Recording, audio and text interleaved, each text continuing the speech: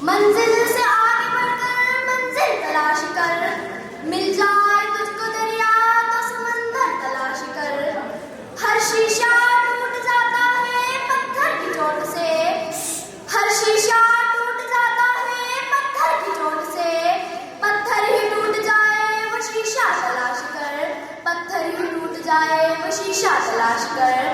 نحمدہ و نصلی علی رسولہ الکریم، اما بعد فاعوذ باللہ من الشیطان الرجیم، بسم اللہ الرحمن الرحیم۔ جناب صدر محفل، محترم اساتذہ کرام اور معزز مہمانان گرامی، السلام علیکم۔ آج مجھے اس پرمکار تقریب میں جس موضوع پر لفظ کشائی کا موقع ملا ہے اس کا عنوان ہے اقبال، اس کا عنوان ہے علامہ محمد اقبال۔ صدر ذی وقار، اللہ تعالیٰ جب کسی قوم پر احسان فرماتا ہے تو اسے اقبال جیسا مرد کلندر عظیم مفکر اور مصور عطا کرتا ہے۔ اقبال جیسی ہستیاں 5000 سال بعد پیدا کرتی ہیں۔ جناب صدر، جس روز اقبال نے جنم لیا اس دن صرف اقبال نے نہیں بلکہ ایک ایسی شخصیت نے جنم لیا جو آج بھی ایک عظیم کردار کی حیثیت سے زندہ ہے۔ ہزاروں سال نرگس اپنی بے نوری پہ روتی ہے، ہزاروں سال نرگس اپنی بے نوری پہ روتی ہے، بڑی مشکل سے ہوتا ہے چمن میں دیداور پیدا۔ صدر ذی وقار، اقبال نے جس دور میں آنکھ کھولی وہ مسلمانوں کی بدحالی کا دور تھا۔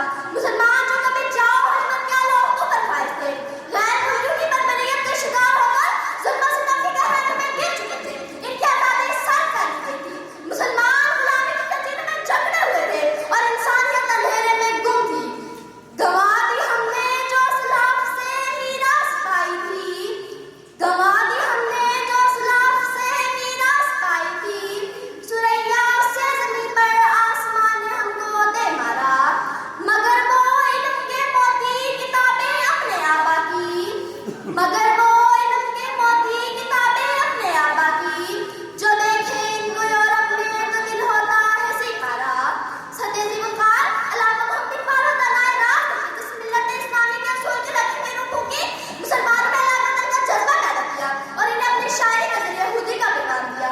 علامہ محمد اقبال نے مسلمانوں میں امید کی کرا پیدا کی اور انہیں جینے کا حوصلہ دیا۔ فرزند اسلام غفلت کی نیند میں سو رہے تھے، ایسی صورتحال میں اقبال کی سوچ آزادی کا ترانہ بن کر گونجی۔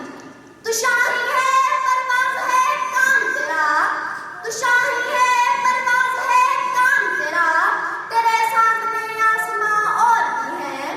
صدر ذی وقار، شاعر مشرق، حکیم الامت، مفکر اسلام اور مصور پاکستان، علامہ محمد اقبال نے اپنی مشہور تصانیف بانگ طرح، بال جبری اور ضرب کریم کے ذریعے برصغیر پاک و ہند کے مسلمانوں کو خواب غفلت سے بیدار کیا۔